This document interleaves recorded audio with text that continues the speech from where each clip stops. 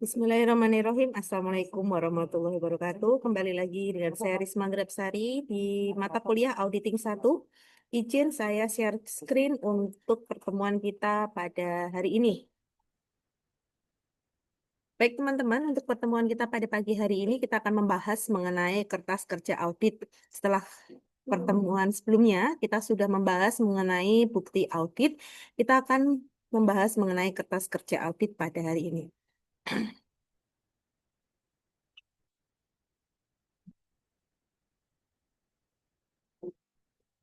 Tujuan dari pembelajaran pada pertemuan kali ini diharapkan nantinya teman-teman dapat mengetahui apa dan fungsi dari kertas kerja audit dan kegunaan dari kertas kerja audit sebagai alat auditor dalam mengaudit laporan keuangan. Nah, di sini kita akan berbicara mengenai kertas kerja dalam pemeriksaan atau sering kita sebut dengan audit working paper, di mana kertas kerja ini sering kita sebut sebagai berkas atau dokumentasi dari prosedur audit dan temuan pemeriksaan yang nantinya akan dikumpulkan oleh auditor dalam menjalankan pemeriksaannya. Di dalam kertas kerja ini ada berbagai sumber. Yang pertamanya bisa kita dapatkan dari pihak klien, yakni kertas kerja yang kita dapatkan nanti dari sumbernya dari pihak klien. Yang kedua adalah analisa yang dibuat oleh auditor. Jadi auditor juga dapat membuat kertas kerja, paperworkingnya itu dari analisa yang dikeluarkan oleh auditor. Dan pihak ketiga, berarti pihak ketiga di sini bukan dari klien ataupun auditor. Misal bisa dari supplier ke klien atau masyarakat. Nah, itu adalah eh, sumber-sumber kertas kerja yang dihasilkan oleh auditor.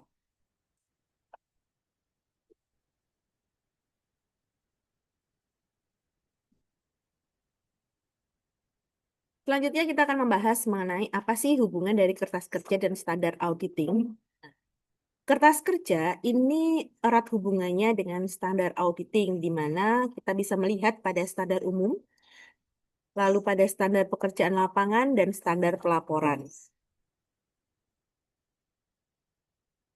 Yang pertama kita membahas terlebih dahulu yakni kertas kerja dan standar umum ya. Di sini standar auditing itu akan menyatakan tentang bagaimana si auditor ini terkait dengan kompetensinya, terkait dengan independensinya, dan kecermatan dalam pelaksanaan proses audit. Yang kedua, kertas kerja ini merupakan bukti latihan teknis dan kecakupan auditor yang ditujukan dengan pengetahuan auditor tentang prinsip akuntansi berlaku umum atau PABU. Di sini serta kemampuan dalam menerapkan proses audit yang tepat dengan situasi dan kondisi yang ada. Jadi di sini teman-teman auditor membuat bukti pelatihan teknis ya dari kertas kerja tersebut ya, dari standar umumnya terkait dengan tadi apakah laporan keuangannya sudah sesuai dengan PABU, lalu apakah auditor ini sudah menerapkan prosedur audit sesuai dengan kondisi dan situasi si klien ya. Ketiga, yakni kertas kerja ini harus memberikan kesimpulan yang dapat menunjukkan independensi dan objektivitas dari auditor. Nah, di sini teman-teman audit dituju wajib harus menunjukkan sifat independen dan objektif dari laporan keuangan yang sedang diaudit ya. Kembali lagi, independensi dan objektivitas itu adalah salah satu standar dari prinsip penerapan dari auditor. Yang keempat adalah kelengkapan dari kertas kerja ini dapat membuktikan bahwa pelaksanaan audit itu dilakukan secara cermat dan seksama. Nah, itu juga perlu dijelaskan di dalam kertas kerja dan standar umumnya. Selanjutnya, yakni hubungan antara kertas kerja dan standar lapangan. Nah, kalau kita berbicara mengenai standar lapangan, berarti adalah ketika teman-teman auditor telah melakukan praktek audit terhadap laporan keuangannya. Nah, yang pertama yakni standar pekerjaan lapangan yang berhubungan dengan perencanaannya dan pengawasan sistem pengendalian internal terkait bukti audit yang kompeten dan memadai. Nah, di sini berarti teman-teman bisa melihat, teman-teman auditor melihat nih, bagaimana standar pekerjaan lapangannya, mulai dari perencanaannya, pengawasan sistem pengendaliannya, sampai dengan kompetensi dari auditor dalam melakukan pengendalian atas bukti auditnya. Yang kedua, ini kertas kerja mendokumentasi strategi audit yang diterapkan dalam perencanaan audit. Jadi, ketika teman-teman auditor itu akan melakukan proses audit, kertas kerja ini adalah dokumentasinya untuk melihat strategi-strategi auditor apa saja yang digunakan untuk melakukan proses tahapan auditing.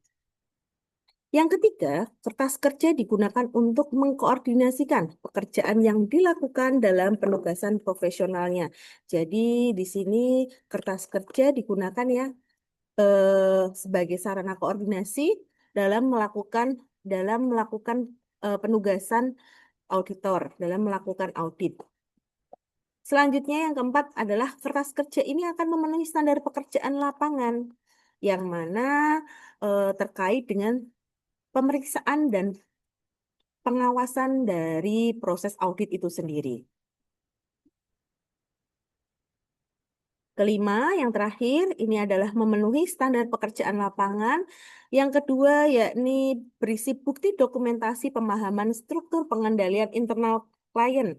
Jadi, teman-teman audit di dalam kertas kerja akan menuangkan seberapa sih pengendalian internal dari klien yang kita audit. Itu dituangkan di dalam kertas kerja, ya. Keenam, yakni mendokumentasikan bukti yang diperoleh dalam pelaksanaan audit. Teman-teman auditor harus wajib ya mendokumentasikan setiap bukti-bukti yang diperoleh pada saat melakukan proses audit. Ya, nanti bukti-bukti tersebut dapat dituangkan pada saat membuat opini audit ya, laporan keuangan auditor yang telah terverifikasi. Selanjutnya kita akan membahas mengenai kertas kerja dan standar pelaporan. Ya, kita sudah masuk tadi kalau yang pertama kita sudah ada terkait dengan standar umumnya, lalu standar lapangannya apa, ada 1 sampai dengan 6. Selanjutnya kita masuk antara kertas kerja dengan standar pelaporan.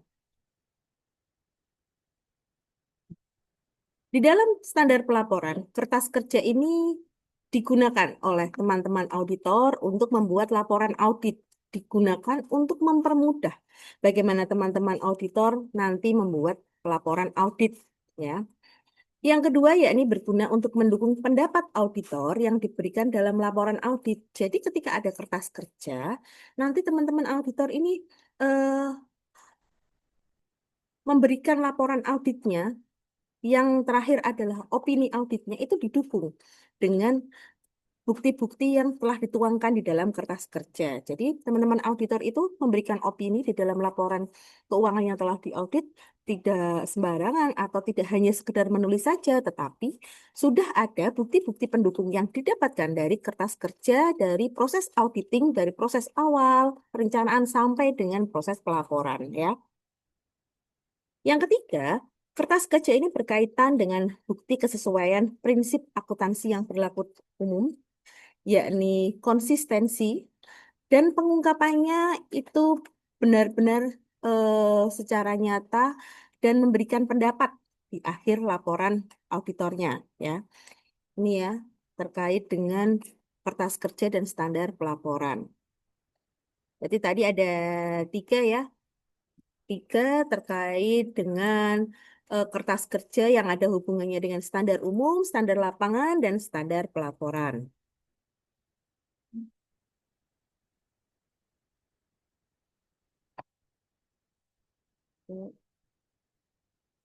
Nah,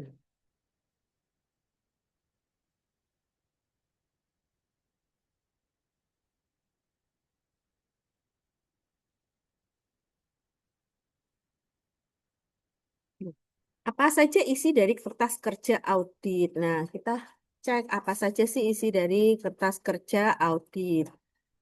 Kertas kerja audit itu yang pertama harus mencakup. Berarti yang namanya kertas kerja itu isinya adalah sesuatu yang harus bisa dibuktikan. atau terkait dengan catatan akuntansi yang sesuai dengan laporan keuangan atau informasi lain yang berdasarkan standar audit yang digunakan. Berarti inti dari kertas kerja adalah informasi-informasi yang perlu dilaporkan terkait dengan standar audit.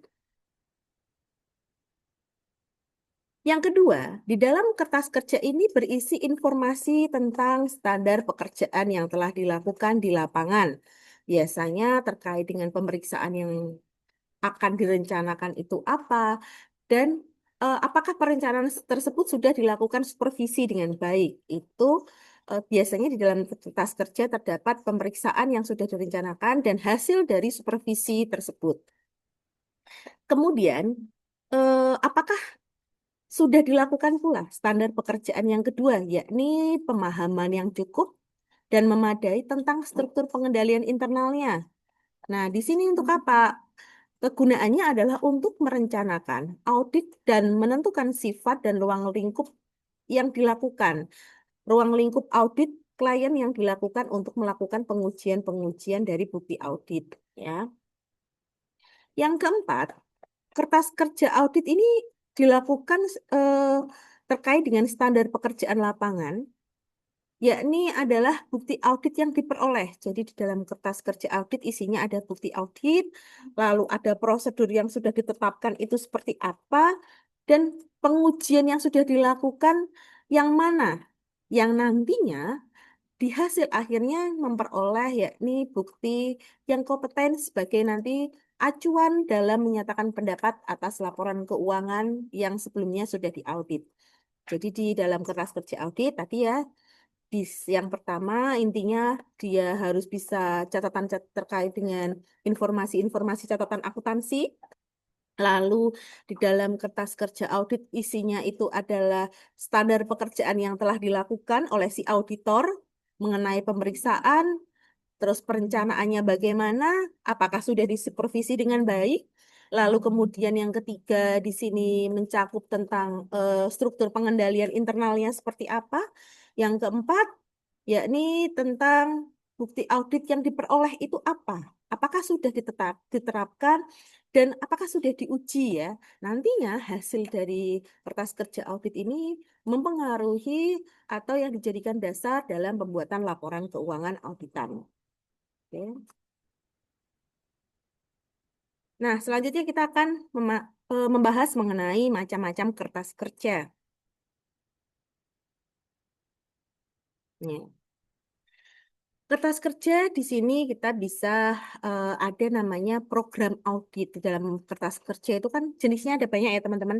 Ya, kita bahas dulu yang namanya program audit. Ada program audit, ada working trial balance. Nah, yang pertama kita bahas dulu program audit. Nah, program audit ini adalah suatu daftar prosedur audit yang diperuntukkan untuk segala audit dengan unsur tertentu. Jadi kalau teman-teman tahu ya, jadi di program audit ini seperti daftar prosedur ya. Selanjutnya ya ini prosedur audit yang dimaksud adalah instruksi detail dalam pengumpulan jenis bukti audit yang diperoleh dalam proses. Nah, di program audit ini berarti apa? Di sini adalah kumpulan dari semua prosedur audit secara detail ya dalam melakukan pengumpulan jenis-jenis bukti audit dalam serangkaian proses auditnya nanti. Di sini adalah program audit. Sedangkan working trial balance ya ini daftar yang dimana mengandung beragam saldo akun. Saldo bisa kita lihat dari buku besar akhir tahun. Lalu kolom penyesuaiannya biasanya kan ada ya di laporan keuangan itu ya. Saldo akhir tahun berapa, kolom penyesuaiannya berapa, kita masuk ke buku besarnya berapa, penggolongan kembalinya berapa. Nah, nanti teman-teman auditor itu akan mengusulkan beberapa penggolongan kembali apabila terdapat salah saji di dalam laporan keuangan. Nah, ini nanti saldo-saldo tersebut yang masuk ke dalam akun apabila salah masuk ke dalam akun. Nah, itu teman-teman auditor akan mengkoreksi. Nah, itu nanti akan muncul ke dalam laporan audit keuangannya. Nanti di akhir itu auditor akan memberikan pendapat serta akan memberikan ini ya referensi atau beberapa kesalahan-kesalahan yang harus dikoreksi sesuai dengan usulan dari auditor. Selanjutnya, berkas yang berasal dari klien. Nah, kita memasuki berkas-berkas apa saja yang harus klien siapkan ya untuk seorang informasi dari untuk auditor. Yang pertama, klien harus menyiapkan yang namanya neraca saldo. Ya, wajib neraca saldo di dalam laporan keuangan. Neraca memang dibutuhkan untuk melihat ya bagaimana kondisi dari perusahaan entitas si klien. Yang kedua adalah rekonsiliasi bank. Pasti saat melakukan pencatatan, pencatatan yang dilakukan oleh manajemen dan pencatatan yang dilakukan oleh pihak bank itu pasti terdapat perbedaan sehingga audit perlu yang namanya rekonsiliasi bank ya. Yang ketiga adalah analisis umur piutang. Nah, di dalam analisis umur piutang, teman-teman auditor itu melihat bagaimana umur piutang dari eh, pembayaran yang tidak tertagih di dalam usaha klien. Yang keempat ada rincian dari persediaan. Apa saja sih persediaan-persediaannya, final inventory list-nya apa saja. Nah, itu auditor wajib perlu meminta itu dari klien. Selanjutnya rincian hutang. Nah, rincian hutang ini juga wajib diberikan klien ke auditor terkait dengan hutang jangka pendek maupun hutang jangka panjang. Nah, selanjutnya adalah rincian beban umum dan administrasi, biaya administrasi dan umumnya apa saja sampai dengan akhir periode akuntansi, rincian beban penjualannya apa saja, serta surat pernyataan langganan atau client presentation letter. Itu biasanya ada dari supplier. Nah, itu teman-teman auditor juga meminta bukti berkas-berkas yang berasal dari klien terkait nomor 1 sampai dengan nomor 8. Lalu apa saja analisa yang nantinya setelah teman-teman auditor mendapatkan berkas dari klien?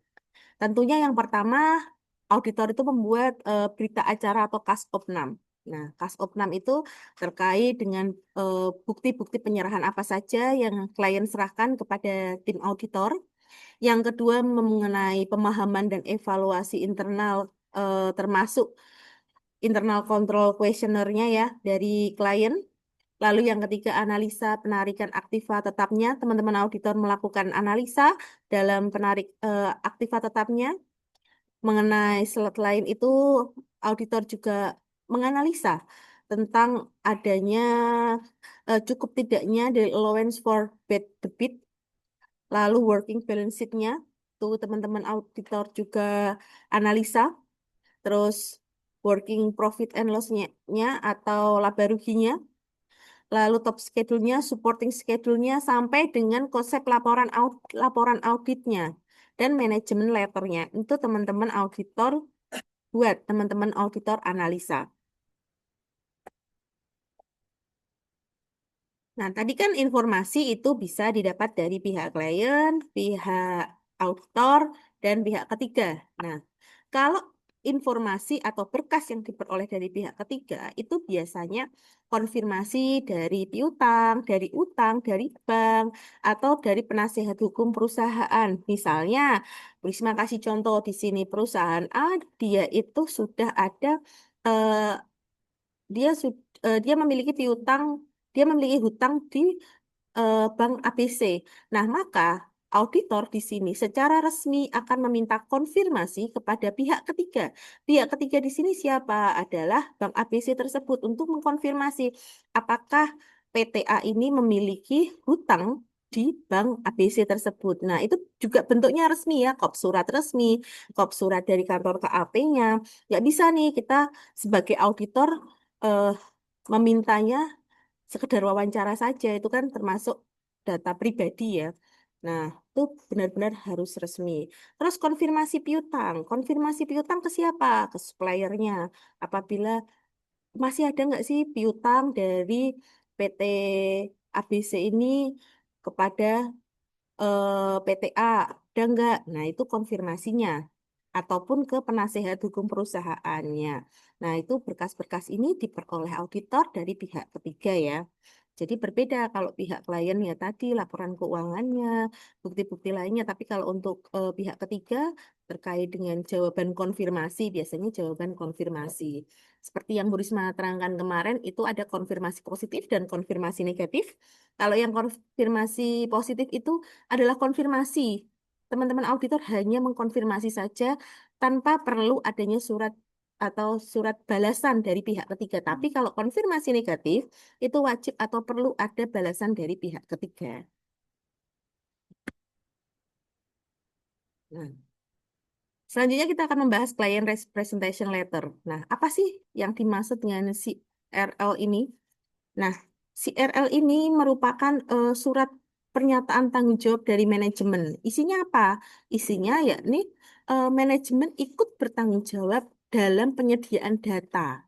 Nah, semua data keuangan yang sudah dibuka kepada auditor, kelengkapannya dari notulen rapat yang berhubungan itu dari pihak klien wajib menandatangani yang namanya client representation letter. Nah, ini ya.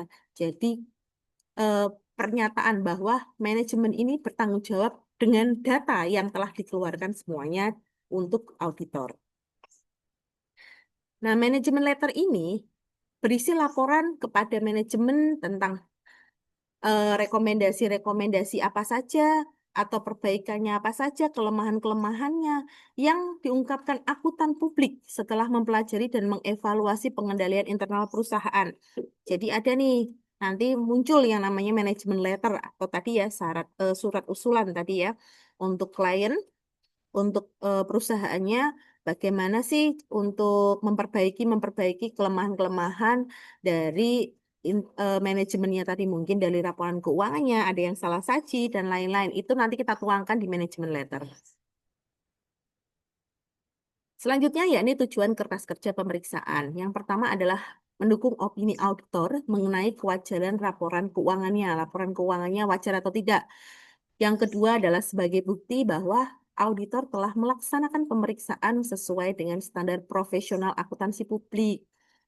Yang ketiga adalah sebagai referensi dalam hal untuk pihak perpajakan, pihak perbankan, dan pihak klien. Tentunya eh, tujuan dari pemeriksaan audit ini bisa sebagai referensi ya untuk bank biasanya de- untuk mencari ini ya mengajukan kredit atau pinjaman modal pihak ketiga atau klien untuk investor, pihak pemerintah biasanya untuk perpajakan. Nah, ini adalah tujuan dari kertas kerja pemeriksaan ya. Keempat adalah sebagai salah satu penilaian asisten. Kenapa kita bicara mengenai penilaian asisten? Karena dengan adanya audit ini, kita bisa membuat evaluasi nih mengenai kemampuan asistensi kita dengan partner yang sudah ada. Apakah sih sesuai dengan penugasan, terus bagaimana manajemen itu mengelola. Nah, itu adalah sebagai dasar penilaian. Nah, selain itu, sebagai pegangan untuk audit tahun berikutnya, berarti kita bisa make sure nih, apakah saldo awalnya itu sudah sesuai. Lalu apakah penyusunan audit plan tahun berikutnya itu sudah sesuai. Jadi laporan keuangan yang diaudit ini banyak sekali ya manfaatnya ya, bukan hanya untuk pihak manajemen saja.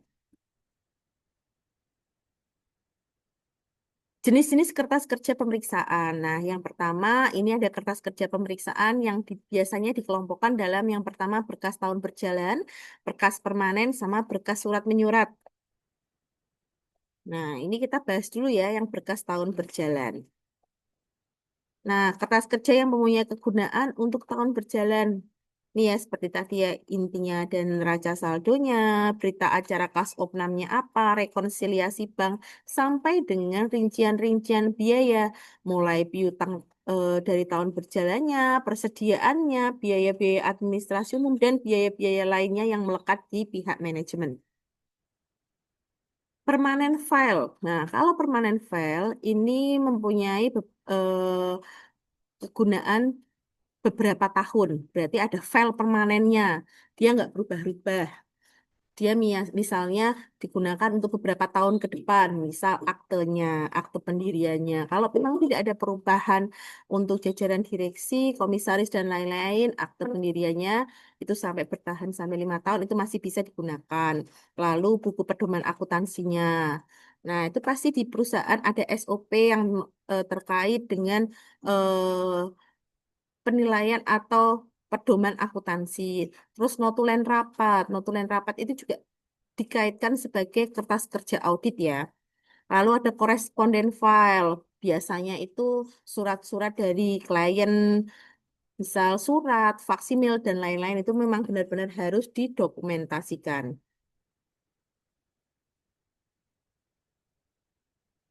Kriteria pembuatan kertas kerja pemeriksaan. Dia yang pertama ya ini mempunyai tujuan dan menjelaskan prosedur audit yang dilakukan dengan menggunakan audit tick mark. Ya ini ya, ada yang kedua tidak menulis atau mengulang kembali kertas kerja pemeriksaan itu juga tidak diperbolehkan. Kertas kerja pemeriksaan bentuknya itu harus indexing ya atau cross index. Misal kalau alfabet A sampai Z, numerik 1, 2, 3, 4, 5 dan seterusnya. Kalau gabungan ya berarti A1, A2 dan seterusnya. Rapi ya. Diparaf oleh orang yang membuat dan mereview working paper. Sehingga diketahui siapa yang bertanggung jawab. Kalau nggak ada tanda tangannya, berarti nggak ada tanggung jawabnya. Berarti itu pembuatan kertas kerja pemeriksaannya itu tidak sah. Berarti di sini harus ada pejabat atau orang yang bertanggung jawab atas working paper tersebut. Kelima, setiap pertanyaan yang timbul atau review note it harus terjawab ya. Tidak boleh open question. Nah, jadi setiap pertanyaan-pertanyaan dari auditor itu harus terjawab. Hal-hal lainnya yang ada di pembuatan kertas kerja harus rapi, jelas, mudah dibaca, bahasanya tidak berbelit-belit, ya, tidak memfotokopi data dari klien tanpa ada penjelasan. Nah, itu juga tidak diperkenankan. Lalu di bagian depan file kertas kerja harus dimasukkan daftar isi dan indeks kertas kerja pemeriksaan. Ini ya, ini adalah salah satu contoh paraf seluruh tim itu juga wajib. Yang terlibat di dalam penugasan siapa? Berarti di situ terlihat siapa yang tanggung jawab atas working paper ini, ya. Pemilikan dan penyimpanan kertas kerja pemeriksaan. Hak kepemilikannya punya siapa? Hak kepemilikan dari kertas kerja pemeriksaan adalah milik akuntan publik, milik KAP-nya.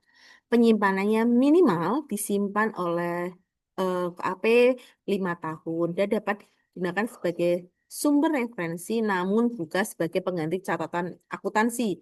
Beda ya, laporan keuangan sendiri bukan laporan keuangan sendiri itu tidak bisa digantikan oleh catatan akuntansi ya.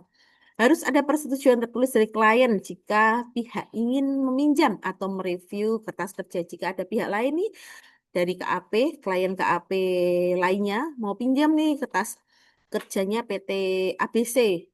Nah, itu nggak boleh nih KAP langsung ngasih aja nih kertas kerja hasil pemeriksaannya. Harus ada izin secara resmi dan tertulis ya. Oke, itu untuk apa? Untuk keamanan dari kertas kerja klien karena di sini sifatnya adalah rahasia ya. Itu milik dari eh, data sumber informasi dari PT ABC. Indeks kertas kerja. Nah, ini terkait dengan indeks kertas kerja. Mulyadi tahun 2002 eh, di sini ada indeks angka. Nah, indeks angka digunakan pada kertas kerja utama, misal dari working auditnya, terus working trial balance-nya, ringkasan journal adjustment-nya, itu menggunakan indeks angka. Lalu schedule utamanya, schedule pendukungnya itu menggunakan indeks angka menurut Mulyadi 2022. Selanjutnya, nih ya, ada contohnya. Nih, misal 6 schedule utama 6.1 atau 6-1 kas di bank. Berarti kas, berarti ini isinya akun-akun kas semua. 6.2 konfirmasi bank, kas kecil 6.3 sampai dengan selanjutnya. Nah, ini kombinasi huruf dan angka bisa juga digunakan dalam kertas kerja utama dan schedule utama. Ini kode huruf A. A, kertas kerja utamanya schedule utama kas. Lalu kertas kerja schedule utamanya A.1, A strip 1, berarti kas, bawahnya kas dan bank. Nah, selanjutnya seperti itu ya teman-teman ya. Misal ada hurufnya, bawahnya ada huruf dan angka. Kalau indeks angka urut ya berarti 1, 2, 3, 4, 5 sampai seterusnya. Ini adalah susunan dari kertas kerja. Ada draft pelaporannya, ada laporan keuangan yang sudah diaudit ya, ada ringkasan informasi bagi reviewernya, ada program auditnya, lalu ringkasan journal adjustmentnya sampai dengan schedule pendukung ya. Ada schedule utama, ada schedule pendukung. Ini adalah susunan dari kertas kerja.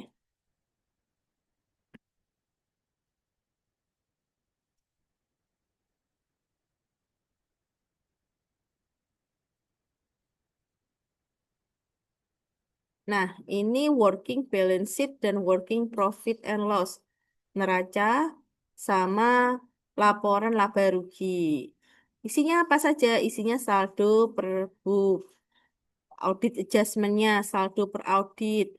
Ya, ini sampai dengan pos-posnya ada pos aktiva, pos paksiva, pos laba ruginya. Nah, itu masuk semua ke working balance sheet sama working profit and loss. Ini top schedule dan supporting schedule. Ini ya, kalau top schedule dan bedanya tadi, top schedule dan supporting schedule itu dia mencantum kesimpulan dari pos yang bersangkutan sifat perkiraannya, lalu prosedur adjustmentnya apa sih yang dilakukan, prosedur adjustmentnya yang dilakukan oleh auditor, yang diterima oleh klien.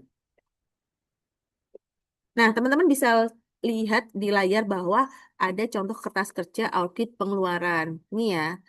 Misal di tanggal 5 Februari 2020, nomor buktinya, pasti ada nomor buktinya. Nomor bukti itu biasanya bisa nomor fakturnya atau nomor apanya. CPV 0112-20. Keterangannya adalah biaya transport minggu 10 Januari 2020. Nominalnya ada 1.250.000. Akunnya di debit ya, misal. Ternyata waktu di audit nominal nominalnya itu berbeda. Nah, ini ya.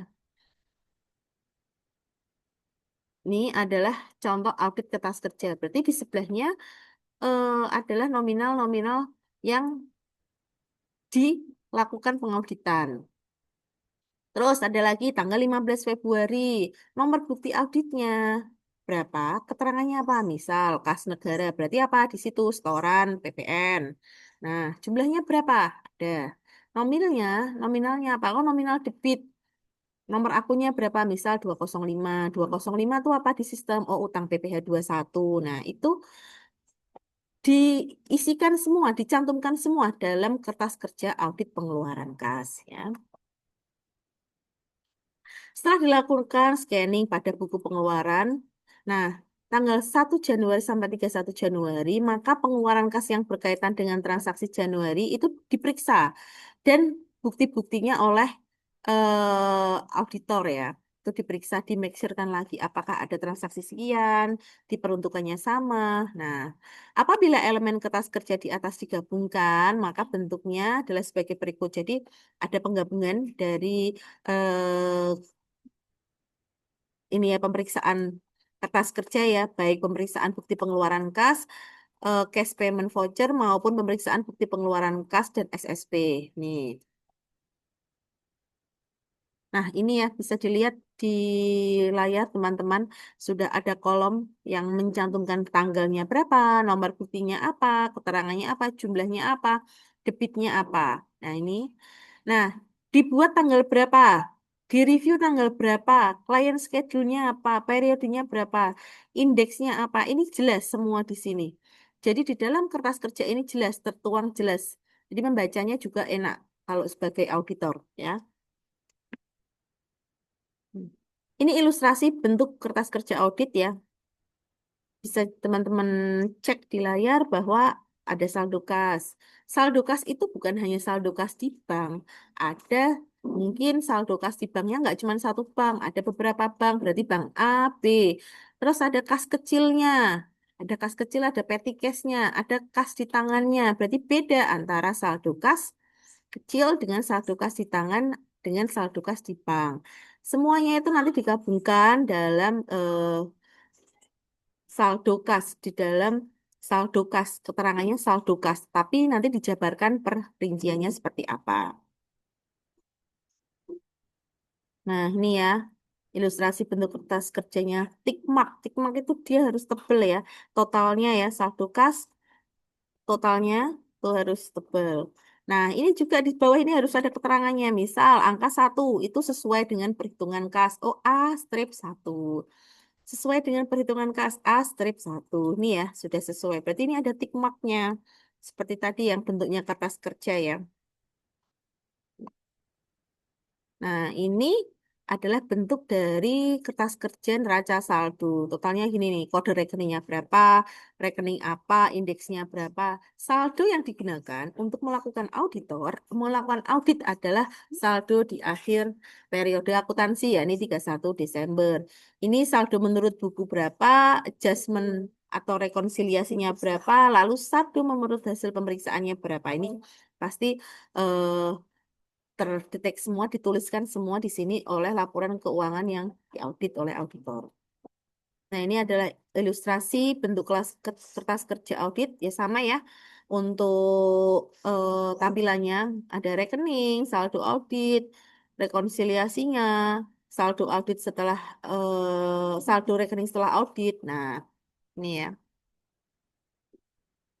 Oke. Ini juga nih ini ada tick marknya, proses audit yang dilakukannya. Sama ini adalah komponen-komponen dalam meringkas dari kertas kerja audit. Nah, di sini teman-teman auditor yang terakhir akan memberikan kesimpulan audit. Nah, kesimpulan audit ini berdasarkan apa? Yang pertama, berdasarkan pengujian substantifnya seperti apa, lalu konfirmasi eksternalnya seperti apa, analisis izinnya seperti apa, lalu penyesuaiannya auditor seperti apa. Nah, apakah contoh misal, apakah piutang usaha ini disarikan secara wajar dalam jurnalnya? Nah, apakah ada kesalahan material atau tidak? Itu pasti dibuat di terakhir dengan kesimpulan oleh auditor. Oke. Baik, berarti pada hari ini kita sudah membahas ya mengenai kertas kerja audit. Dari kertas kerja pemeriksaan audit, ada standarnya dari kertas kerja ada standar umum, standar pekerjaan, pekerjaan lapangan, standar pelaporan, sampai dengan kesimpulan auditor. Berarti adalah kesimpulan yang dihasilkan oleh auditor di saat terakhir melakukan audit terkait dengan substantifnya, konfirmasi internal eksternalnya, lalu penyesuaian-penyesuaian yang dilakukan auditor yang nanti akan dituangkan di laporan auditan. Baik, teman-teman, kita sudah menyelesaikan materi pada hari ini. Apabila ada pertanyaan, nanti bisa langsung menanyakan di Siaka, di WhatsApp grup maupun Jabrik pada saya. Saya akhiri. Wassalamualaikum warahmatullahi wabarakatuh.